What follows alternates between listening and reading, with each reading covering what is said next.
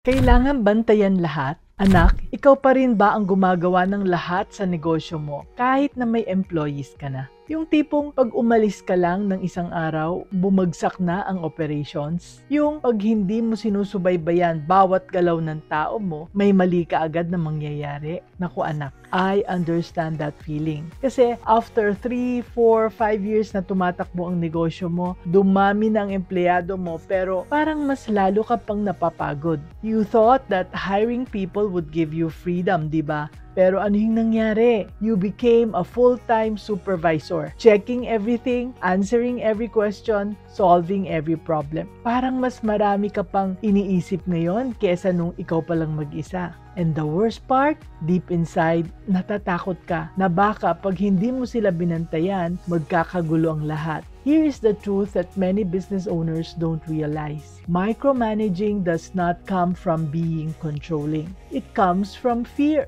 Fear that things will fail. Fear na yung standards mo hindi mamimit. Fear na mawawala yung mga customers kapag mag-let go ka. Pero anak, here is what micromanaging actually does. It exhausts you. It frustrates your employees. It slows down your business. And worst of all, nako, it stops your business from growing. Because a business can only grow as much as the owner can handle. And if the owner has to be involved in every single thing, nako, the business will always stay small. Kaya let me share with you 5 powerful shifts that can boost your team's productivity. Tip number 1, define clear standards, hindi lang tasks. Have you ever given instructions sa team mo, tapos paulit-ulit pa rin nilang ginagawa ang mali? Feeling mo ba they're not listening or baka naman kulang sila sa skills? Let's use Martin and Chel's story as an example. They own a printing services business for banners, tarpaulins, calling cards, brochures, and invitations. They have graphic designers, machine operators, customer service staff, and delivery personnel.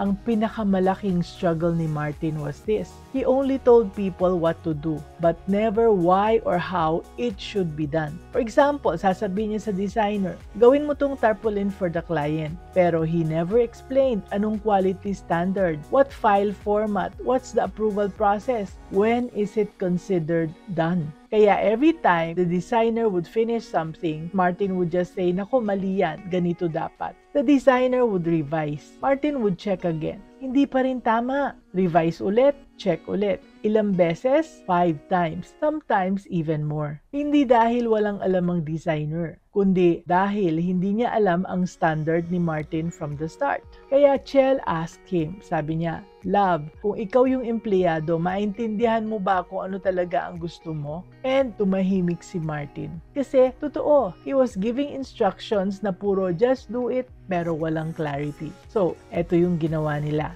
They created a simple standard operating procedure or SOP. Now, sa bawat project tulad ng tarpaulin, brochure, invitation, they wrote down yung specs, yung steps na dapat sundin, yung quality check bago i-submit, at sino ang mag-a-approve ng ano. They even created templates and samples. Ganito ang tamang layout, ganito ang spacing, ganito ang font hierarchy. At first, it took time to create these documents. Pero after 2 weeks, grabe ang pagbabago. Yung designer, huminto na siya sa pagtatanong na tama po ba ito every hour. Kasi alam niya ng standard. Revisions went from 5 times to just once. Or sometimes, wala pa. Martin's stress level bumaba ng malaki. Ito yung lesson. Your team is not lazy or incompetent. They just don't have a clear picture of what good work looks like in your eyes. Kaya when you define your standards clearly, people can work independently because they know exactly what success looks like. And so, choose one repetitive task sa negosyo mo. Write down the step-by-step process and the quality standard. Tapos, share mo ito with your team and you will be surprised how much smoother things will go, anak. Tip number 2, trust the process, not just the person. May favorite ka bang employee na siya lang ang trusted mo sa important tasks? Tapos pag nag-leave or nag-resign siya, bumagsak ang operations mo? Naku, mahirap yan. Let me share Martin and Chel's experience sa kanilang printing service business. Alam mo ba anak, Martin had a major problem. Meron siyang favoritism. May isang staff na super trusted niya. Lahat ng importante sa kanya binibigay. Tapos pag nag-leave yung tao, walang makapalit. Kaya balik na naman lahat kay Martin. Tapos yung ibang staff, they felt left out. Walang tiwala sa kanila, yun yung feeling nila. Kaya wala silang growth, walang development. And one day, yung trusted employee niya, nag-resign. Naku anak, napakalaking blow nun. Operations almost stopped. Kasi lahat ng alam nasa isang tao lang. Kaya doon nakita ni Martin, na-realize niya that he was trusting people pero wala siyang process. Pag nawala ang tao, nawala rin ang kaalaman. So together with Shell, they built systems. Hindi lang dependent sa isang tao, but on a process anyone can follow. Halimbawa sa delivery, si employee number 1 lang ang marunong mag-schedule ng deliveries. Alam niya lahat ng addresses, clients, priority orders. Pero when he got sick, chaos! Walang makapalit. So they created a delivery system. Simpleng logbook lang, tsaka mapa. Every order had a delivery slip with address, contact number, and priority level. Lahat ng deliveries nakalog, lahat ng clients may record. Ngayon, kahit sino sa team pwedeng mag-deliver kasi may proseso na. The lesson? Don't build a business that relies on one person's memory or skill. Build a business that runs on clear, repeatable na sistema. Kaya kung meron kang proseso na documented, people become replaceable. And that's not cruel, anak ha. That's smart business. It means your business can grow beyond the limits of one person's capacity. So, identify one task that only one person knows what and how to do. I-document nyo yung proseso. Train at least 2 other people. That's how you build resilience and scalability, anak. Tip number 3, clear communication rhythms, not constant check-ins. Anak, ikaw ba yung tipo na every hour nag-check-in sa team mo? Tapos ka na ba? Kumusta na yan? Ano na ang update? Tapos feeling mo pagod ka na. Pero feeling ng staff, suffocated na sila. Here's what happened to Martin and Shell in their printing business. Martin's problem was this. He would check in every hour. Tapos ka na ba? Kumusta na yan? Ano na ang update? And nako, yung staff, they felt suffocated. Parang walang tiwala sa kanila. Tapos si Martin naman, pagod na pagod kasi he felt like he had to ask everything just to know what's happening. Kaya ang sabi tuloy ni Shell, love, baka kailangan mo lang ng structure. Hindi yung lagi kang nagtatanong.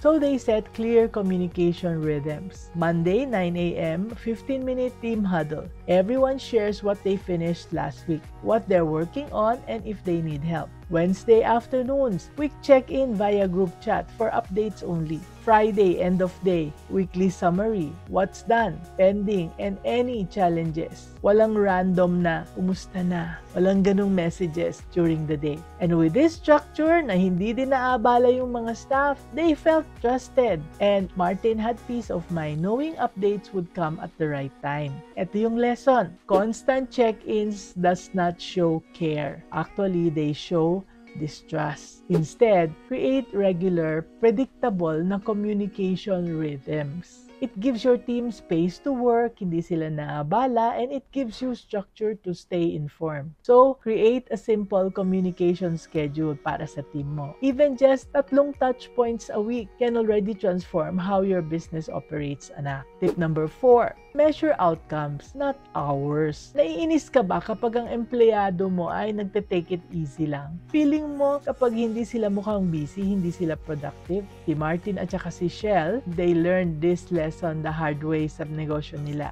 Problema ni Martin, he measured effort, not results. Pag nakita niyang busy ang empleyado, feeling niya productive na siya. Pero kung mukhang relax, naiinis siya. Bakit parang walang ginagawa? Ang tanong niya. Pero ang katotohanan, yung mukhang busy, mabagal ang output. Pero yung mukhang relaxed, mabilis matapos, mataas ang quality. Kasi iba-iba ang working style ng tao, anak. Shell asked him, sabi niya, "Love, what do you really care about? Kung gaano sila ka-busy o ano ang natapos na nila?" Sabi ni Martin, syempre yung natapos. "So, why are you measuring how busy they look?" Kaya medyo tinamaan siya. Sabi niya, okay, shift na lang ako to outcome-based management. Yun yung tinuro ko sa kanila. In case of you should be working 8 hours, naging you should finish 5 projects this week. Basta na-meet ang deadline at maganda ang quality, okay na. Kung natapos in 6 hours, great. Kung kailangan ng 10 hours, that's fine too. Basta on time. And the staff,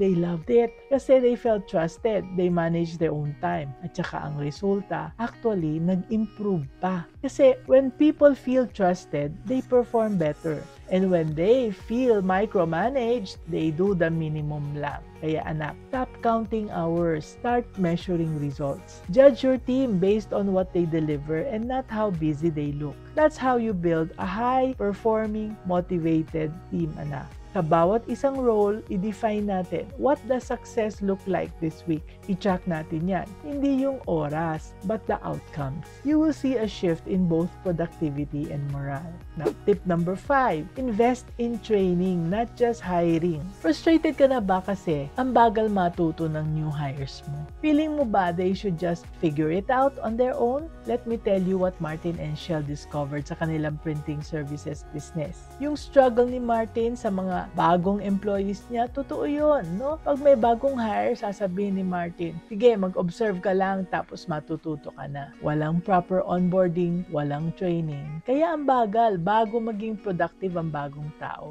Tapos si Martin, frustrated. Bakit ba ang bagal matuto? But the truth, hindi sila mabagal. Wala lang structured na training. Kaya sabi ni Shell sa kanya, "Love, what if we create a training program? Kahit simple lang." And so, they did. They asked me for advice and I helped them do that. They created a 2-week onboarding program. And after 2 weeks, may evaluation na. Tapos, regular na. And guess what, anak? Yung mga bagong hires, they became productive in half the time. Turnover decreased kasi people felt supported. Hindi lang yung tinapon sila sa chaos. And si Martin, he stopped feeling frustrated na kasi he saw improvement happening consistently. Kaya anak, remember this. If you want a strong team, wag lang mag-hire ng tao tapos mag-hope na they can figure it out. Invest time in training them well. Konting oras sa upfront. You can save a lot of months of frustrations later. So, create a simple onboarding checklist for new hires. Even if it is just a 1-page document, it will make a huge difference, anak.